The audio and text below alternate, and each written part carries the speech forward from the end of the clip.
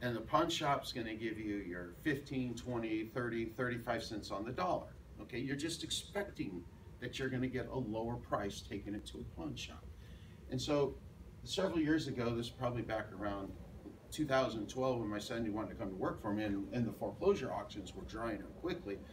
I just kept thinking about that. I want to be the guy that's a pawn shop. I want when someone calls me, they're not even thinking about retail prices. They only are thinking, hey, I need to get rid of my property quickly. And so there's a lot of ways of doing this, and we can get into, so the yellow letters are kind of nice, but you have to get people to call you. So that's always if a pawn shops don't knock on your door.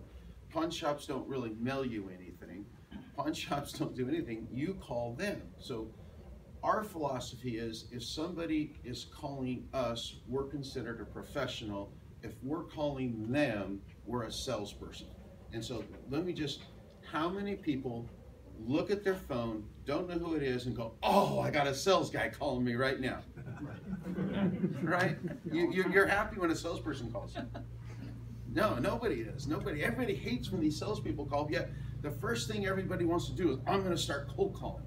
And it's like, well, why? You don't. They don't even want. No one wants to talk to you. So why bother calling anybody? So these yellow letters, Google. So that's AdWords. We're big into AdWords. We like AdWords. So putting websites out there, and MSN, we like advertising in MSN. We like doing Yahoo, pay-per-click, mailing letters are okay, foreclosures are okay, and knocking on doors and cold calling. So the cold calling is like the last thing. Now, we can't say we don't cold call, we do. But everything is in the list, okay? So when you get a list, everybody that gets into this business, runs to Fortune Builders, runs to whatever gurus teaching everything, they always teach you to do the same thing. Just go to the absentee owner and go to the foreclosure list. And so those guys are bombarded. The foreclosure peoples are bombarded. Unless they're calling you, if you're calling a foreclosure guy, all they're thinking you're gonna do is try to steal their property from them. That's all they're thinking. And if you're knocking on the doors and cold calling, it's the same thing. They always think you're trying to steal the property from them because that's what flippers do. It's on TV, they've got to get this good deal, and no one wants to be the guy that's the next house that's on TV. So you have to think a little bit further, okay? So everybody then runs to the probates and they go, oh, that's in probate, they're going to sell. But the problem with the probates is you've got attorneys involved. And those attorneys are telling those owners, hey, you can only sell X amount of dollars below the appraisal. And then I don't know how many people have tried to buy one, but when you look at the appraisal, you go, oh my God, this appraiser he's at full, well, we'll say ARV, but they don't use that word. The appraiser comes in at a full ARV price, the price looks like junk, the house looks like junk, yet they're trying to get full price for the house, and then there's going to go through this negotiation, and maybe you'll get it for 90% of what it comes in at. So that's a tough racket too, trying to fight through those attorneys. Again, if they called you, then you're in a different ballgame. You can negotiate with them. But again, if you're calling them, that's a little bit tougher. So some of the things that we like to do is we'll wait for the whole probate to finish. Now, what do you think you can make more money on? A house that's in foreclosure and they know you're trying to steal the property, or somebody that inherited a property and they got it for free and they owned it free and clear? Which one do you think you can make more money on? The people that got the money for free. I've known too many people. We had a guy in our office one time. He inherited about $2 million worth of real estate. He's out of the business now, so he'll never see this. But he inherited a free and clear house in Concord worth about $700,000. He inherited a bank account with about $700,000 in it. He inherited 2 commercial properties with $3,500 a month in income. And this guy got into gambling because he instantly had all this money. He knew he was good at gambling, and he just knew he was good. So He was gambling and gambling and gambling, and they were sending him to trips to the Bahamas. They were sending him to Europe. They were sending him to Vegas. They were sending him all over the place. And every once in a while, he'd come rolling on the office. Hey, Kevin, I made $50,000 over the weekend. I said, wow, that's pretty good. But he never rolled in and said, hey, I lost 50,000, but you can only imagine he was losing some money somewhere. So when it came time to start liquidating these properties because he lost all his money, you know, we were there, we bought them all. But I mean, again, if someone would have came to him quicker when he inherited this money and said, here's cash right now, he would have taken it in a second. So people that get things for free, it's easy for them to sell it at a discount. So if you're trying to buy a house in Santa Clara that's $750,000 and it shows his value that he purchased it at was $0, and the ARV on it's $1.3 million or $1.4 million, but you got to do that work, they're going to say, hey, I'll take that 700, I'll take that 750 for it, and then you go ahead and do the work and you can make the money and I'm happy for you. That's usually what we get. People are happy that we're willing to do the work to make the extra money because they inherited it for free. So where do you find this kind of stuff? Does anybody use any list services? Anybody? What do you use? RealFlow. RealFlow? Yeah. Okay. Anybody? Repo Gateway? Repo Gateway's pretty good. Does anyone use Property Radar? Yeah, Property Radar. Now, what does everybody use Property Radar for? Yeah, exactly. You're going to the foreclosure properties, but Radar is way more than foreclosure properties. Radar just has a wealth of knowledge in the back of that. You can even stack the list. You can go into Radar and say, hey, okay, I want people that were in foreclosure between 2007 and 2010. Then you make up a list. Now you look at it again and you say, okay, now those people were in foreclosure in 2010. Now I want to get a little more depth here. I want property assessed values of not more than $100,000. So now you've known they've owned the property for an awfully long time. They've had a loan on it. They've come out of it, and then you can start taking. Okay, now I've got a possibility of here, and then you could take that list and then you could combine it with like a Repo Gateway or go into something deeper and say, okay, now how many of these people have had a divorce? And now you can pull the divorces, so now you've got a single owner or a divorced owner that's had a property in foreclosure, and you can start stacking this list which had 45,000.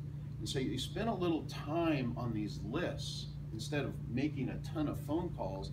Maybe your list goes from 10,000 cold calls that you just bought a list for, you know, for $2,000 or $3,000, down to a list of maybe 100 people, maybe 150 people.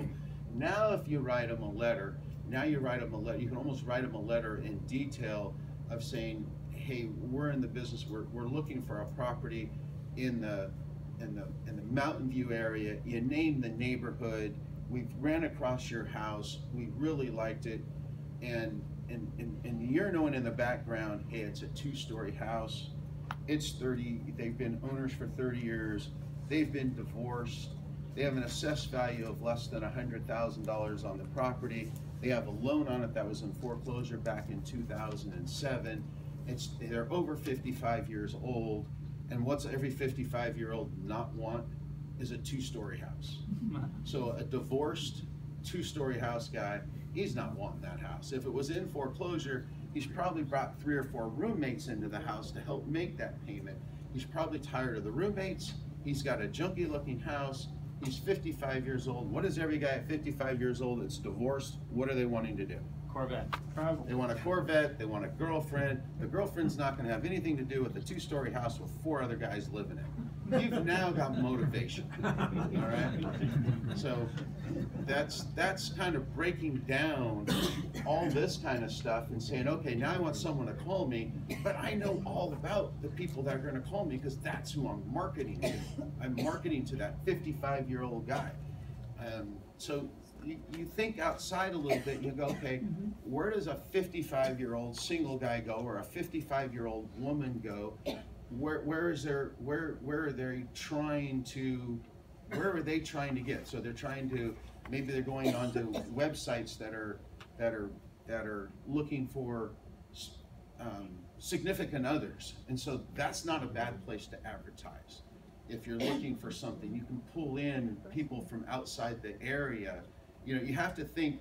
Every investor walks out of here and says, I'm going to send a yellow letter, and then the yellow letter companies are full, and you're all sending to the absentee owners and the foreclosures and you guys we're all sending, you're all sending the same thing, and you never, my response rate is 0.0001, means I get one phone call for every 10,000, or 0.003 is actually what it is. If we do a mailer of 10,000, we expect 0.003. We're going to get out 30 calls. 25 of those calls don't call me anymore. We're going to get 3 to 5 people that are going to talk to us. So we just spent $10,000 for 3 to 5 leads. It's awful. And if you're lucky, you're going to get one. You're going to pay for the leads. You're going to make a few bucks off it. But do you really want to go through all that effort again?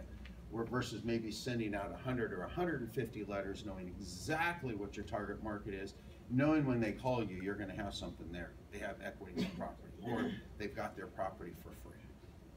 Any questions on that? Any questions on stacking a list like that? Yeah, this is a healthy thing. Teach me how to do it after.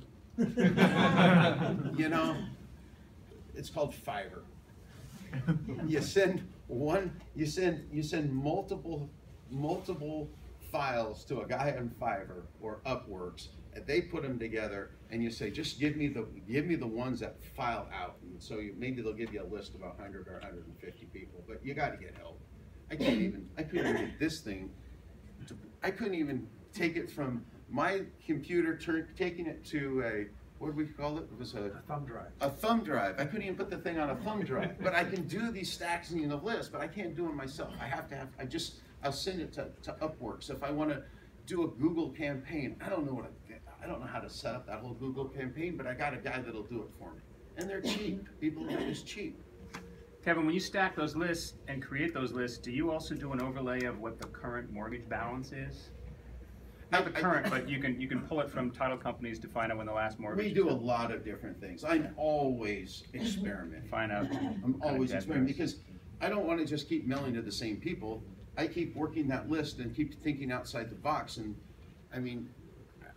Do you work with title companies for lists? Because they're a good source. No, I don't work with title companies at all. Because they can do it. I'm bad. I don't work with title companies, and I don't work with realtors. So, wrong with that. And it's just the main thing is just everybody that tries to bring me a deal, they're at like 88% of ARV or 88%. And it's just they're so high. I'm the guy that if I have wrote an offer, I am scared to death of every one of you in this room. Every one of you, because no one's going to be lower than I am. It's the truth. I am the lowest guy there is, and if I know they're even taking a second phone call, I'm done. I don't have a chance. I'm at 60% of ARV when I write those. 60% of ARV, less repairs. Wow. That's my initial offer.